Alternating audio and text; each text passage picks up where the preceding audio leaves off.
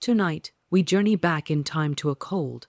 Let your mind wander as we gently explore how peasants found warmth in the harshest winters. At winter in medieval Europe. Picture this. It's the dead of winter in 14th century Europe. The sun sets early, barely kissing the edge of the thatched rooftops before vanishing into thick gray skies. A biting wind whistles through the bare trees, and the village path, little more than muddy trails, are frozen over with layers of cracked ice and slush. It's cold, unbelievably cold. But how cold was it really? We're talking sub-zero temperatures, with no modern insulation, no central heating, and no double glazed windows. Nothing but nature, timber, and pure human grit. You take a few steps into the village, and already your toes feel numb. The wind howls like a wild animal through the cracks of wooden walls.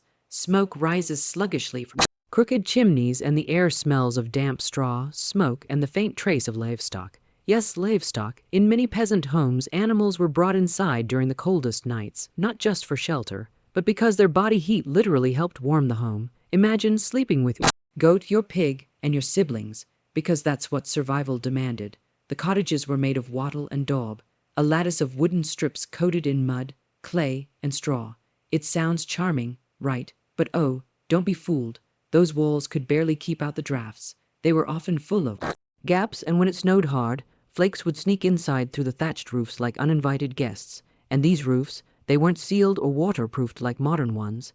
A heavy snowfall could soak through, making the inside colder and damper than you'd ever imagine. Can you believe people slept through that? Not only slept, but worked, lived, cooked, and survived in it. You hear the crunch of frozen earth underfoot as you walk toward a small cottage. The door creaks open, just a piece of timber hung on crude hinges, and you're greeted by near darkness. The only light comes from a feeble fire burning low in the hearth. No glass windows here.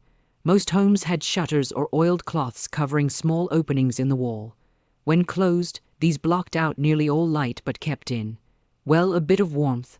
During daylight, people made the most of the sun, but in winter months, it was a permanent twilight inside. Now take a moment and think. What does warm even mean in this context? Warm meant you could feel your fingers. Warm meant your breath didn't fog up inside the house. Warm meant being able to sleep through the night without waking up from aching joints or frozen toes. It meant crowding near the fire, layering every scrap of cloth you owned, and praying the wind didn't pick up. They didn't have thermometers, but they felt the temperature in their bones. They had no forecasts, but they read the skies, watched the clouds, and listened to the animals. You had to adapt or freeze. Outside, the snow blank. It's everything in silence. It's a quiet only true cold can bring. The river has long frozen over, and the trees creak under the weight of frost. It's both peaceful and haunting.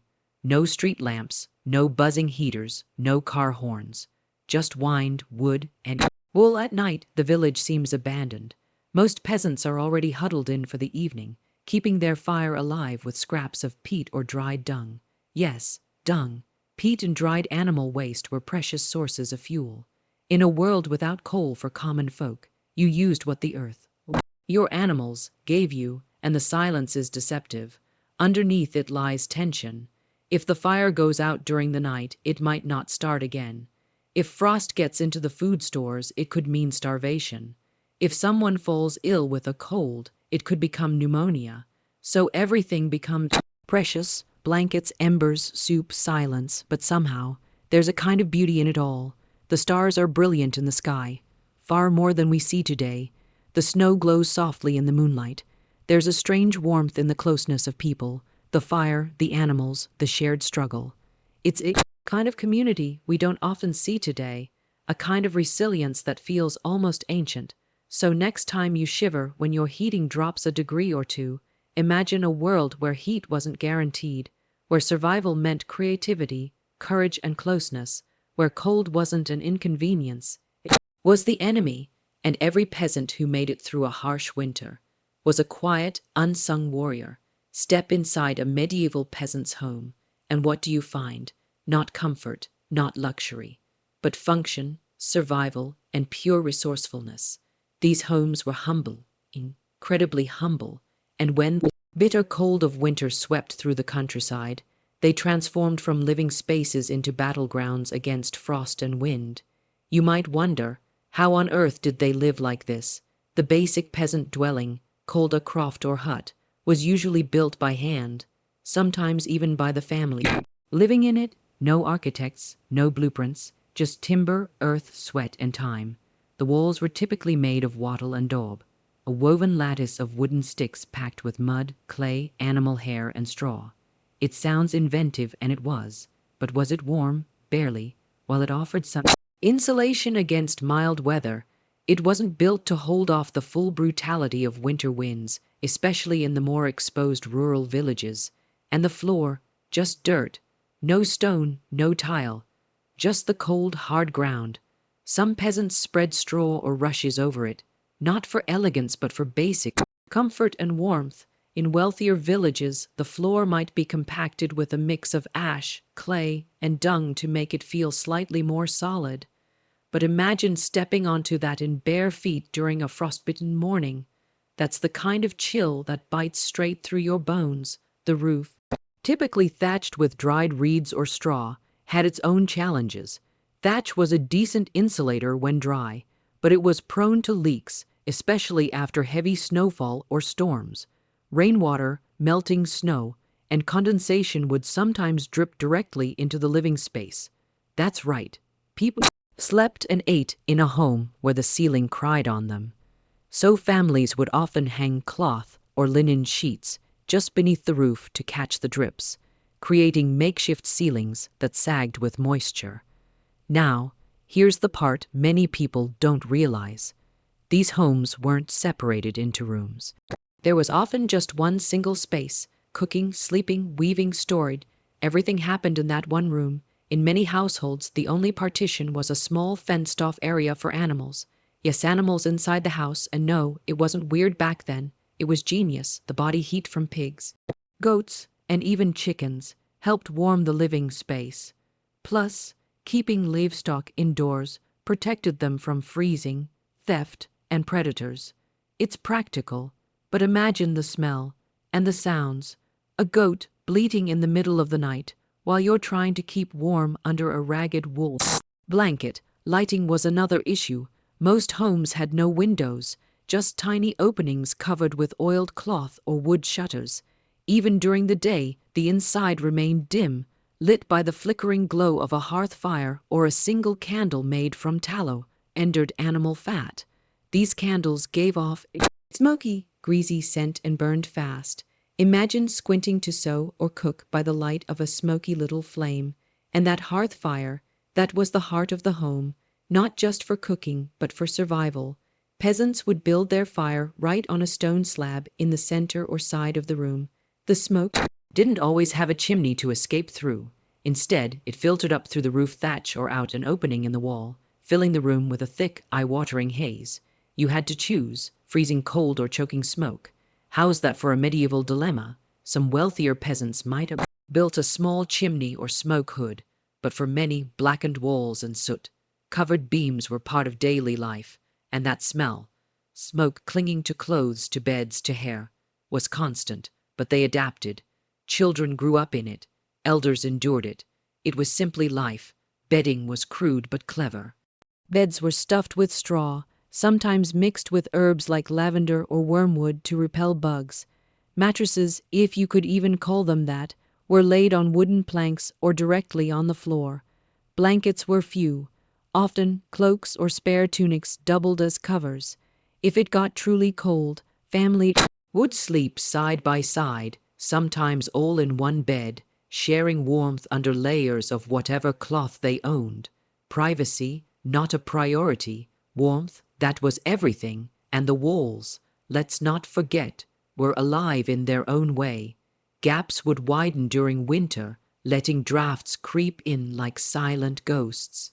Peasants might stuff rags, straw, or even dried dung into the cracks to try and keep the cold out.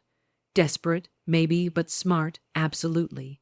So when we think of peasant homes, we shouldn't think of poor and pitiful huts. We should see them for what they truly were: survival machines, built from scratch, maintained with love, fear, and pure necessity.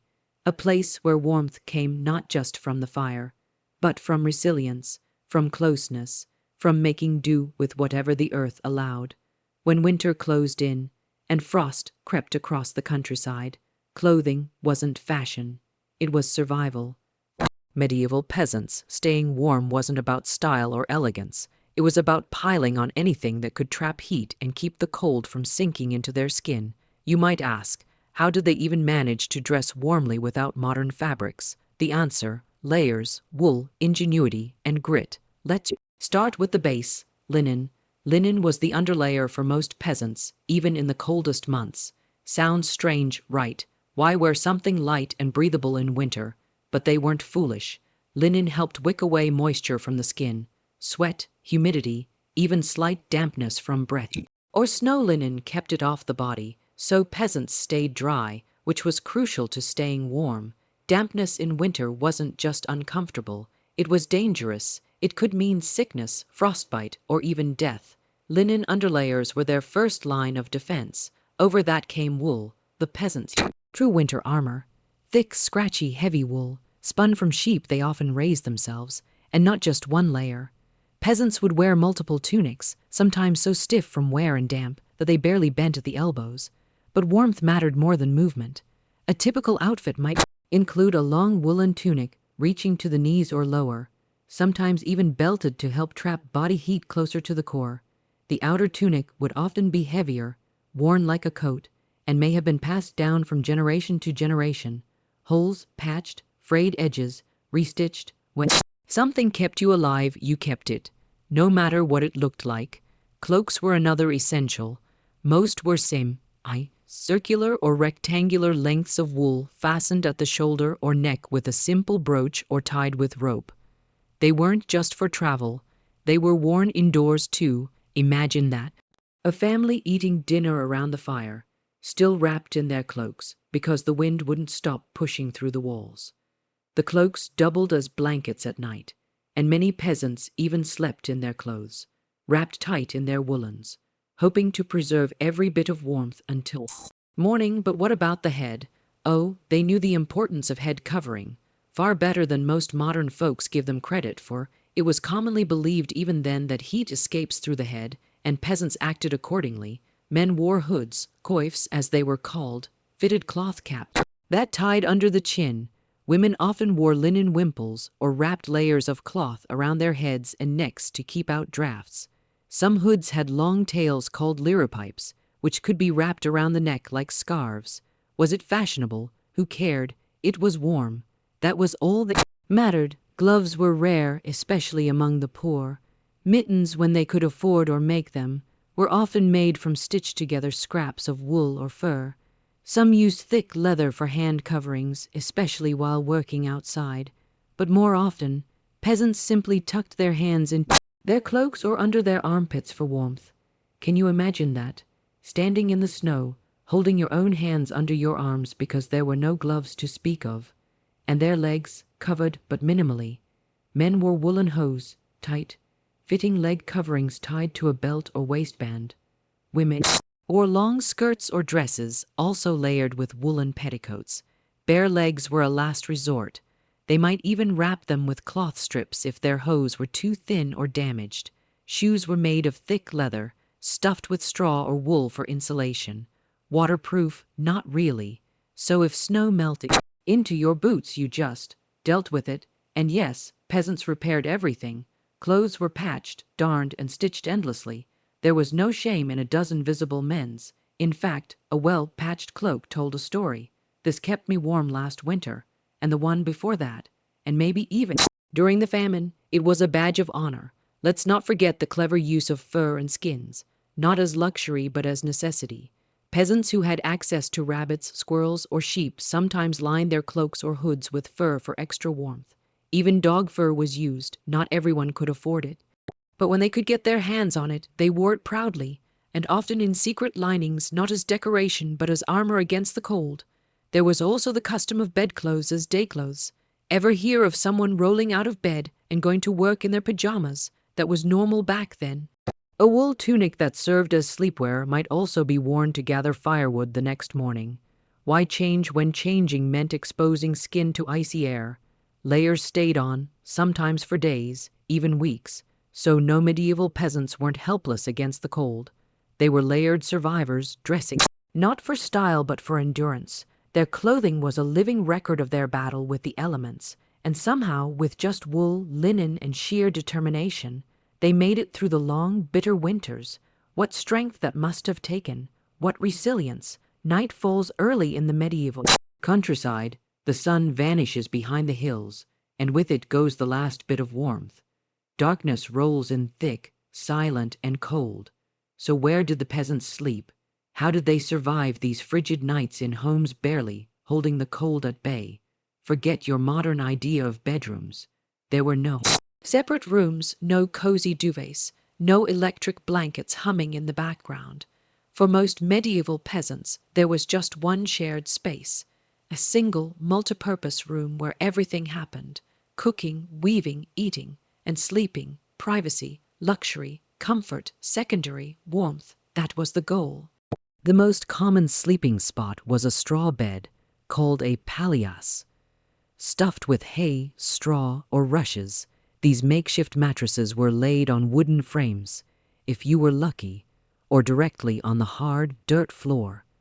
The straw was rarely fresh.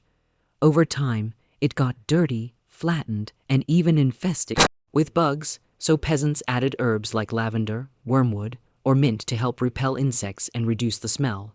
Can you imagine lying down on a musty bed of straw, just hoping the mice wouldn't crawl in during the night? And it wasn't your bed, it was everyone's bed. Families often slept together, parents, children, even extended family, all squeezed into one sleeping space. This wasn't just out of love or tradition, it was a matter of survival. Shared body heat was the best way to stay warm. If you've ever crawled into a cold bed on a winter night and pressed close to someone, you know that kind of heat is real, it's primal. In medieval times, it could be the difference between life and death.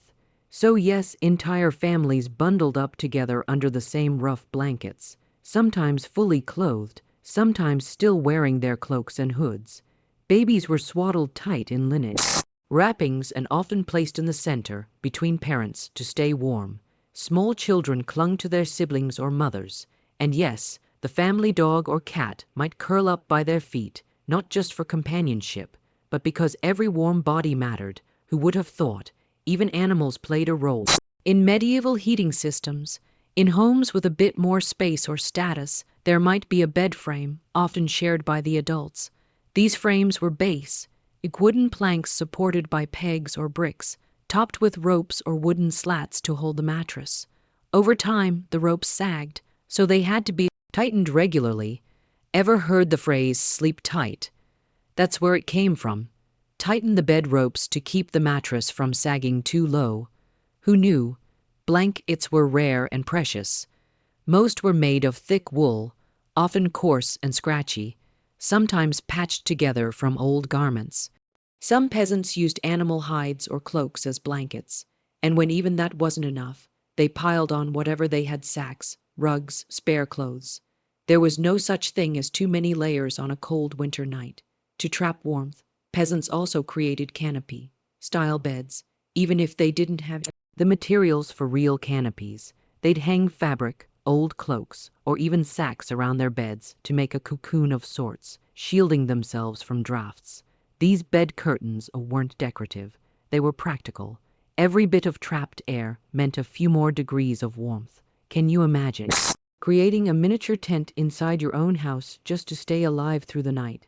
Now consider this. In many homes, the fire in the hearth would burn low, or go out after sunset. Wood and fuel were scarce. Letting the fire burn through the night was risky and wasteful. So families often went to sleep early, right after supper, to preserve heat and energy. No reading in bed, no late night chatter, just darkness, shared breath, and the distant howling of the wind. There were also unique sleeping customs that might surprise you. For instance, in some regions, people practiced two sleeps. They'd sleep for a few hours after dusk, wake around midnight, tend the fire, maybe pray or even visit a neighbor, then go back to sleep until dawn. It was a way of aligning with natural rhythms, but also a way to manage the cold. Waking up allowed them to stoke the fire, check on the animals, and literally keep the heat from dying out. Who would have guessed that midnight bathroom breaks had a survival instinct behind them? In the harshest winters, people sometimes slept sitting upright near the hearth, wrapped in cloaks, because lying down meant being further from the fire and closer to the cold floor. Others placed heated stones or metal pans filled with embers under their beds, though this came with risks. Fires happened, beds caught, but the cold didn't give people many choices. And here's something else. Wealth wasn't a guarantee of comfort. Even moderately well-off villagers faced cold nights. Their beds may have been higher off the ground or had nicer linens, but they still lacked insulation. The wind didn't care about your social class, it found the cracks all the same. So the next time you crawl under your warm blanket, think about those crowded medieval beds. Think about the straw scratching your back, the child snoring next to you, the wind groaning outside, and the faint warmth of a shared body beside you. Think about doing that for months on end. That wasn't just sleep, it was survival, night after night after night, when winter descended on the medieval world. Warmth didn't just come from cloaks, beds, or fires. It came from food. Hot, hearty, slow-cooked meals weren't just comforting. They were life-saving. You might think food was a luxury during harsh seasons, but no, it was a tool for survival, carefully rationed, thoughtfully prepared, and deeply tied to the daily struggle against the cold. The day usually began and ended around the hearth, the single fire that served as stove, oven, and heater. It was the soul of the peasant household. Flames flickered low, often fueled by scraps of wood, dried turf, or animal dung. Whatever could burn without costing too much. Dung, yes, dried cow or horse dung, collected and shaped into fuel cakes, was a common source of heat in regions where firewood was scarce or forbidden to collect. The smell wasn't pretty, but did anyone care? Warmth mattered more than pride, with firewood hard to come by. Cooking often happened in a single pot, hung over the flames or placed beside the coals. This was the age of the eternal stew, a thick, ever-changing brew made from whatever ingredients were available. You'd throw in grains, bits of vegetables, roots, and maybe, just maybe, a sliver of meat or bone. The stew would simmer for hours, sometimes days, with new ingredients added as old ones disappeared. Can you imagine the smell of a thick barley and leek soup after a freezing day in the fields? That scent alone was a kind of warmth, and it wasn't just food, it was ritual. Families gathered close to the fire, cradling clay bowls or rough wooden trenchers in their hands, absorbing heat from the food and the flames alike. Bread, often coarse and dense, was dipped into broth or porridge to soften it and add flavor. This wasn't a feast, it was survival, but still, there was comfort in the warmth of it all. Speaking of porridge, it was a winter staple. Made from oats, rye, or millet, it was filling, cheap, and hot. For breakfast, dinner, or even bedtime, porridge was the go-to meal when choices were slim. Mixed with a bit of honey, dried fruit, or animal fat, it provided calories. In warmth from the inside out. It may not sound exciting, but when the wind clawed at the windows and your fingers trembled with cold, even a spoonful of steaming gruel could feel like magic. And then there were drinks. Hot beverages, even in their simplest forms, were treated like gold in the cold months. Peasants boiled water with herbs, nettles, mint, chamomile, or elderflower, creating crude herbal teas that offered not just warmth, but healing. Some even believed certain herbs could chase the cold from the bones. And sometimes, just to boost the body and spirit, they added a splash of ale, cider, or honey wine into the mix. Who said you couldn't toast to survival? But not all warmth came from the food itself. How it was eaten mattered too. Peasants often ate while standing or sitting close together, sometimes with hands cupped tightly around their bowls. Sharing a meal wasn't just social, it was strategic. One fire, one pot, many bodies. Heat radiated from food, flames, and fellow humans alike. When they needed a little extra help, peasants had clever tricks to extend warmth even after meals. A hot stone, placed in the fire while supper cooked, could be wrapped in cloth and slipped under bedding before sleep. Bread ovens, communal or personal, retained heat long after use. Families would sometimes nap or rest near the oven once baking was done. Did it burn your skin a little if you got too close? Sure, but warmth was worth the risk. Preservation also played a key role during the warmer months. Peasants salted, smoked, or dried meats and fish, storing them for winter use. Root cellars kept cabbages, onions, turnips, and parsnips from spoiling. While these weren't hot meals by themselves, they could be added to broths or stews to bulk up the dish and stretch it further. A single turnip might be divided into a meal for 6. Waste nothing, ever. Special occasions like feast days or religious holidays brought rare treats. Maybe roasted fowl, sweetened pastries, or even a bit of cheese. But these weren't everyday luxuries. Most nights it was back to soup, porridge, and bread. Still, the smell of something roasting over the fire, even once a month, lifted spirits and filled the home with a heat of joy you couldn't get from wood alone. And the kitchen wasn't separate, hidden, or clean. It was the home. Smoke clung to every surface. Ash settled on everything. Pots were blackened, floors were dusty, and soot clung to your clothes and hair. But no one complained. Why would they? That smoke meant the fire was burning. That blackened pot meant food was cooking. That scent of herbs, grain, and faint embers meant they were safe. For now, in the dead of winter, a single bowl of hot stew, a crust of warm bread, a mug of steaming nettle tea. It was enough to keep the cold at bay for one more night. Food was never just food. It was warmth. It was medicine. It was hope in the heart of winter. Winter in medieval times wasn't just fought in individual homes. It was a collective struggle, one that turned simple villages into tight-knit webs of survival.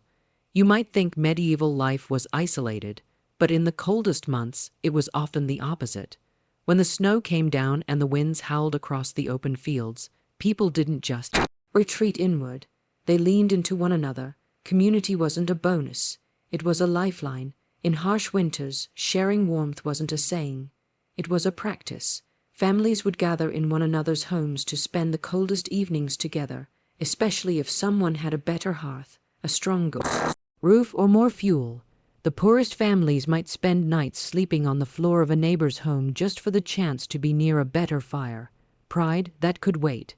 Survival didn't care about embarrassment. Who wouldn't trade pride for heat? It wasn't uncommon for multiple families to sleep in one space during the most brutal storms, not out of luxury, but necessity. A single fire could only heat a small area, and more bodies meant more shared heat. Children snuggled up beside neighbors. Elders held hands and whispered prayers under woolen cloaks. It wasn't always quiet. There were coughs, snores, the occasional argument. But somehow, in all that closeness, there was safety. There was warmth. In the daytime, when chores couldn't be ignored, community ties grew even stronger. Villagers often worked together to chop and gather firewood, knowing that one family without fuel could spell disaster for many. Stronger men might chop, while women and older children hauled the bundles back home. And if someone was sick or injured, others stepped in. There was an unspoken rule: no one freezes if we can help it. Can you imagine that kind of solidarity in a world with so little? In some areas, villages had communal ovens or hearths that burned almost constantly. People would take turns baking their bread or warming their soup, and while they waited, they'd share news, swap tools, or simply sit together to absorb the heat.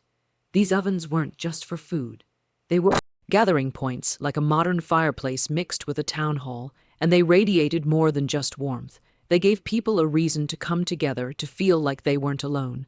During the longest, darkest nights of the year, storytelling became its own form of warmth. Entire households, sometimes their guests, would gather around a low fire and listen as someone spun tales of saints, warriors, talking beasts, or magical winters of the past.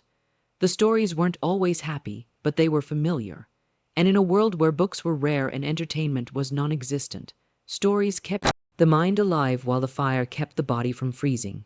Imagine hearing your grandmother whisper the tale of a spirit that protected travelers from the cold, or a heroic farmer who outwitted the snow gods with cleverness and a cabbage. Some villages even had midwinter festivals, religious or pagan in origin, built around light, fire, and shared food.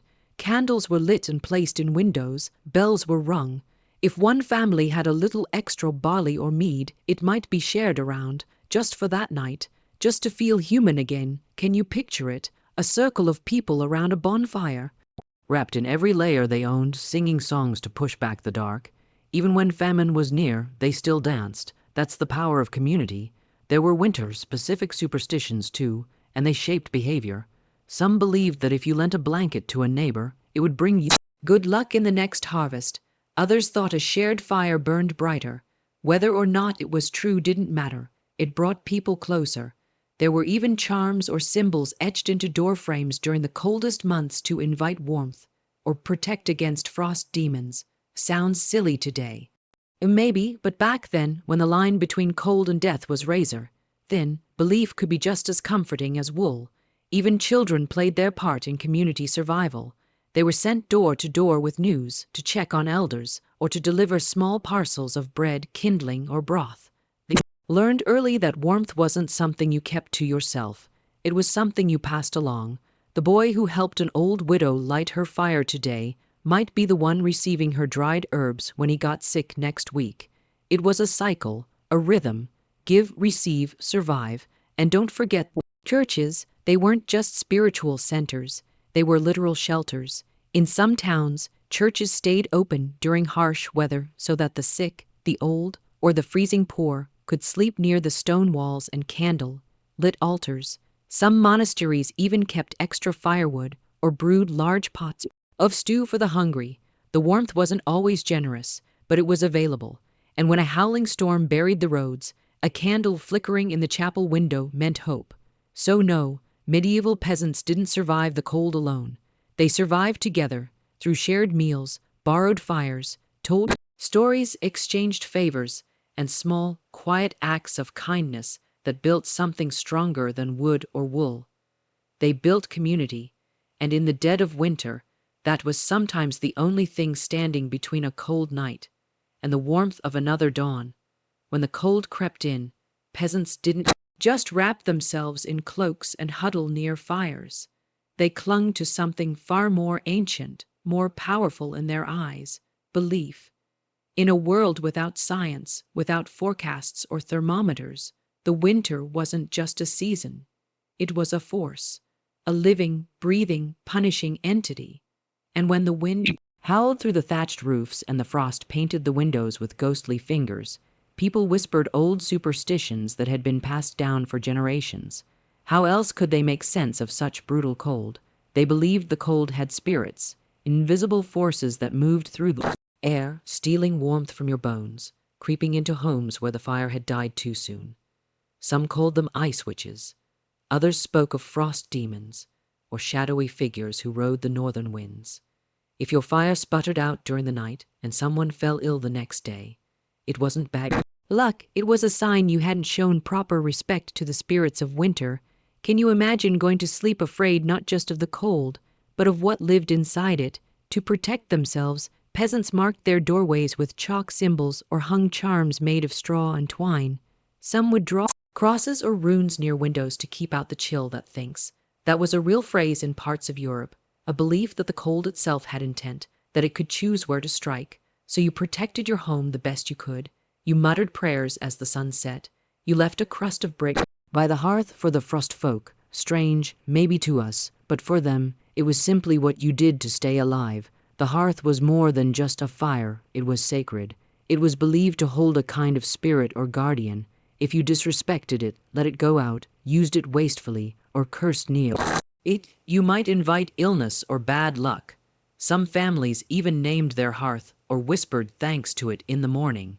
Before bed, people would speak to the ashes, asking them to hold warmth through the night, not because they were silly or scared, but because in a freezing world, even hope had to have a name. And then there were dreams, a whole world of superstition there.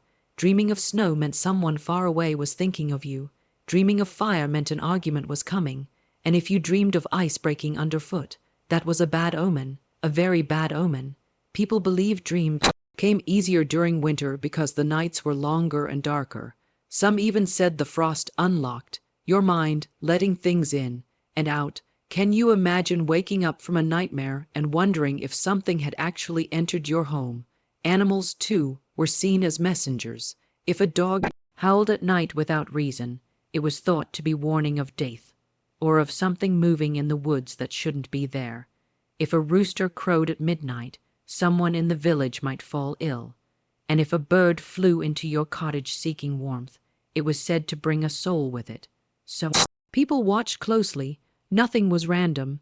Everything had meaning. Peasants believed that certain herbs could ward off winter's wrath. Sprigs of rosemary were tied above beds. Garlic was strung across entryways, not just against sickness, but against the cold spirits. Some even burned specific plants like juniper or yew as part of protection rituals. The smoke was believed to chase away evil. Was it just incense, or was it a shield between you and the icy unknown? That's how deeply belief shaped every choice. One of the most enduring traditions was the idea of winter balance. If you took more than you needed, would food light, the cold would punish you. But if you shared what you had, even just a little, winter would pass you by. It wasn't just kindness, it was strategy. Sharing warmth and food wasn't just moral, it was spiritual protection. And if someone froze or starved, people would whisper that the spirits had claimed what was owed. It might sound cruel, but it was a way of making sense of why some survived, and others didn't. There were also sacred days, deeply respected during the coldest months. The winter solstice, for example, was often observed not just as a celebration of light returning, but as a dangerous turning point. People stayed indoors, lit candles, and offered quiet words of thanks that the darkest night had come and gone. In some places, people tossed small offerings, bread, salt, herbs, into the fire to pay the toll of winter. Sound mysterious it was, but it also gave them a sense of control in a world where so little could be controlled. Even death itself had winter rules. If someone died during a frost, it was considered especially important to bury them properly and quickly, or else they might not rest. Some believed that souls frozen in death could linger, bringing misfortune unless honored with warmth, like placing a candle on the grave for 3 nights. In some villages, it was said that if you heard a knock at your door in the dead of winter, but no one was there, it was a soul asking for warmth, and you must respond with a prayer or light. So when you think of the medieval peasant battling the cold, don't just imagine cloaks and fire. Would imagine a world where every creak in the walls, every strange wind, every sudden chill carried meaning. These weren't just myths, they were survival guides. Belief was a shield when wool wasn't enough, and when the cold pressed in like a living thing, whispering at the door, these people pushed back with everything they had: faith, folklore, ritual, and the unshakable need to feel protected. When frostbite threatened fingers and the sniffles turned into something worse, medieval peasants couldn't run to a clinic or grab a pill from a cabinet. They turned to the earth, to plants, roots, bark, and boiling pots. You might think it's impossible to treat a cold without medicine, but that's because we've forgotten what they knew so intimately, that nature, even in the dead of winter, was a healer, if you listened carefully and acted quickly. Herbs were at the heart of winter healing, dried in bunches from the rafters or buried in sacks in cool corners. They were pulled down with hope every time someone coughed or shivered. Elderflower was a favorite. Boiled into a tea or added to a hot compress, it was believed to draw out fevers and sweat the sickness away. And it wasn't just folklore. Modern science even supports elderberry's antiviral properties. How incredible is that? Centuries before lab coats, they already knew what worked. Thyme and sage were powerful too, not just seasoning, but medicine. Crushed and steeped, they were used to soothe sore throats and calm upset bellies. And then there was garlic, called poor man's treasure in some regions, eaten raw, crushed into porridge, or even worn around the neck, yes, literally worn. It was believed to fight infections, keep evil spirits away, and warm the blood. Smelly, sure, but when your child was coughing in the night, you'd try anything to bring the color back to their cheeks. For coughs and chest colds, honey and vinegar were a go-to remedy. Mixed with hot water and sometimes herbs, this mixture was sipped slowly. Part medicine, part ritual. They didn't know about antibacterial compounds or anti-inflammatory effects, but they sensed the healing power in these gifts. Can you picture a mother holding her child by the fire, spooning honey, thyme syrup into their mouth while praying for the fever to break? That's what care looked like in the Middle Ages. When limbs grew numb from the cold, peasants turned to warming salves made from animal fat, infused with herbs like mustard seed or pepperwort. They would rub these thick pastes onto hands, feet, and chests, trying to bring circulation back. No gloves, no heated blankets, just the heat of a rough massage, and the hope that a little sting in the ointment meant the blood was moving again. Hot foot baths were another winter tradition. Feet, especially, suffered in those freezing conditions. Soaking them in a pail of hot water, often with dried lavender or comfrey leaves, helped relieve pain, swelling, and frostbite. Was it glamorous? Not at all. But when your toes had gone numb from walking the snowy field barefoot, or worse, in leaking shoes, a steaming bath felt like a miracle for sleep. Peasants had their tricks too. A warm cup of chamomile tea or valerian root was common. But in some regions, people stuffed their pillows with calming herbs, lavender, mugwort, or lemon balm, to chase away bad dreams and bring peaceful sleep.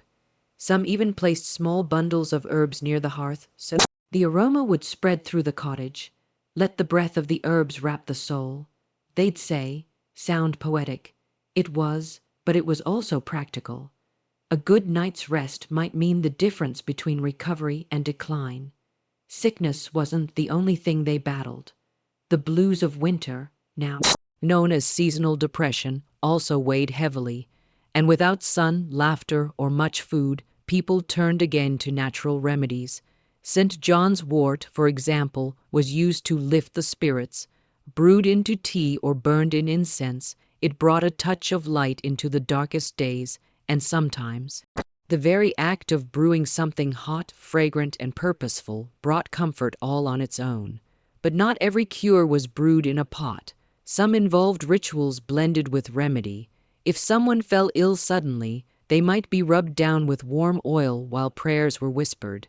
In some areas, it was believed that walking backwards through a doorway while holding nettle leaves could break a fever. Silly, maybe, but when medicine fails and snow traps you inside, even the strangest hope becomes sacred, and they never stopped learning. Remedies were shared between neighbors, passed from mother to daughter, from midwives to travelers. Knowledge was currency, and healing was never hoarded. If someone in the village had success treating a cough with a new blend of herbs, others followed. Recipes were copied, whispered, remembered. And when someone passed away, their cures died with them, unless they had shared them first. Even animals had remedies. Sick livestock were fed herbal mash. Cows with frostbite were wrapped in blankets soaked in rosemary or marjoram infusions. Ailing chickens were rubbed with garlic paste. These animals weren't just property. They were lifelines. Keeping them healthy was as important as keeping people warm. And in the end, what stands out most is this. These weren't miracle cures. They didn't always work, but they were acts of resistance. Each herb picked, each tea brewed, each compress applied was a small rebellion against the cold. Dark and the inevitable, it was proof that even when winter came to crush them, peasants fought back, with roots, leaves, faith, and fire. Winter didn't sneak up on medieval peasants. It loomed like a shadow that stretched across the entire year. They didn't wait for the cold to knock before they acted. Preparing for winter was a race against nature, and every hour counted. You might imagine it was just about stacking firewood. Oh no, it was everything. Food, clothes, fuel, shelter, health, tools, livestock. Survival meant planning months ahead with what little they had. The moment summer harvest ended, the countdown began. Grains were threshed, dried, and stored in sacks. Wheat, barley, rye. Whatever the land could yield. Not in large barns with locks and lights, but in wooden bins, clay pots, or pits lined with straw, hidden under floorboards or inside thick walls. Why? Because one hungry rat or a wet week could wipe out an entire winter's food. The margin for error was brutal. Can you imagine looking at a single sack of grain and wondering, Will this be enough to keep my family alive until April? Root vegetables were winter's saving grace.